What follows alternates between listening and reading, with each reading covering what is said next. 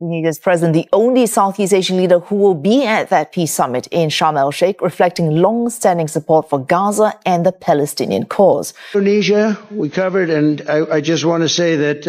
Kenapa PMX tidak hadir sama dalam serangan damai? Yang kedua... Singapura dibuat terkejut ketika mengetahui Indonesia menjadi satu-satunya negara Asia Tenggara yang hadir dalam konferensi perdamaian Gaza di Mesir.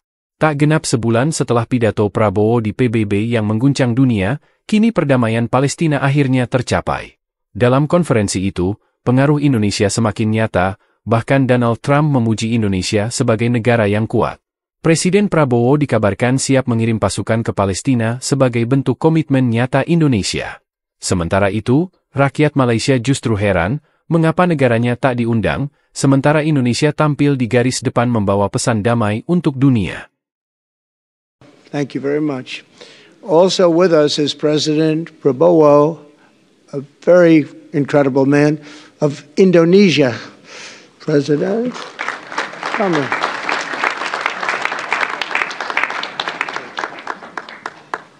Great job. And he's a fantastic man and a fantastic general, by the way. But he's a great president, and I want to thank Egypt and all of your representatives for treating us all so well. So we're going to be signing, we're really representative of a whole group of nations, and they're sitting behind us, and you know most of them, I can tell you this guy's got so much money. They all have so much money. There's more money and power sitting behind us. I love that they're behind us. They've never been sitting behind anybody before. This is a very unique position for them, but they are seriously, they're among the most powerful countries in the world, the richest countries in the world, and there's never been really an assemblage like what we have today. I've never seen it anyway. And I want to thank everybody for being with us. Jadi insyaAllah nanti yang akan membebaskan Palestina itu namanya Prabowo. Ini bukan omon-omon, ini sejarah. Ini sejarah. Pak Prabowo ngerti persoalan ini, ada dalam darahnya, ada dalam jiwanya. Bukan, mohon maaf tadi, yang suka make umat Islam itu bukan. Dia pejuang bersama umat.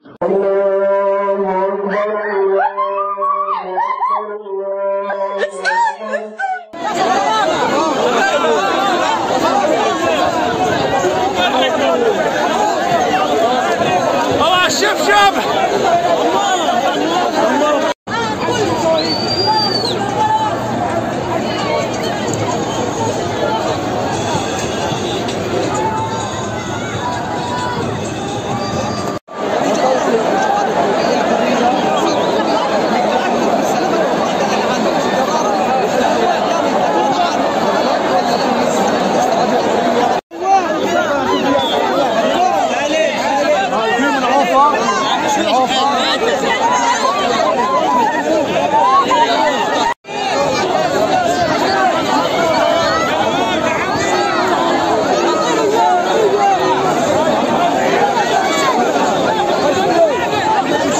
Trump, dan semalam hari Isnin 13 Oktober 2025 sejarah berlaku di Semenanjung G, ya. Tebusan perang dibebaskan, ya. Begitu juga tahanan-tahanan warga Palestina di penjara-penjara Netanyahu, ya, juga dibebaskan semalam berapa 200 lebih, ya, 250, dan proses ini akan berterusan, tuan-tuan, ya. Dan kita ucapkan tahniah kepada Trump kerana berjaya mencapaikan damai di Semenanjung G, ya. Bertahun-tahun pelbagai usaha gagal untuk mendamaikan Semenanjung G, ya. Dan Trump berjaya memaksa Netanyahu, tenteranya perlu berundur daripada Semenanjung G, dan mereka sudah pun mula berundur ke satu garisan, ya, sebagai fasa pertama, dan seterusnya akan berundur lagi. Tak mungkin Netanyahu berani menyerang Semenanjung G yang ditakbirkan oleh Tony Blair, ya. Dalam pada itu, jangan lupa tentera Islam, ya, daripada Mesir, Turki, Saudi, ya, Indonesia, akan berada di Semenanjung G ya. So tak mungkin Netanyahu berani nak berdepan dengan tentera Islam ya. Jika dia menyerang, dia berdepan dengan satu kekuatan tentera Islam yang sangat-sangat dahsyat. Kesianlah kita punya Perdana Menteri Datuk Seri Anwar Ibrahim kerana tidak dijemput.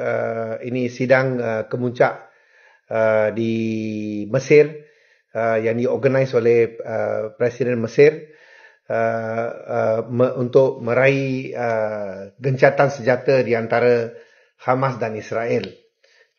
Banyak pemimpin, ramai pemimpin daripada seluruh dunia dijemput dalam majlis ini, termasuklah pemimpin daripada Turki, kawan baik Datuk Seri Anwar Ibrahim, Qatar, Kuwait, Bahrain. PLO punya Perdana Menteri pun ada hadir, Muhammad Abbas. Indonesia punya Promo, kawan baik Datuk Seri Anwar Ibrahim pun dijemput. Presiden Perancis, Germany, Britain, Georgia, Spanyol, Greek, Armenia, Hungary, Pakistan, Canada, India, Norway, Iraq, UAE, Cyprus dan juga daripada United Nations, daripada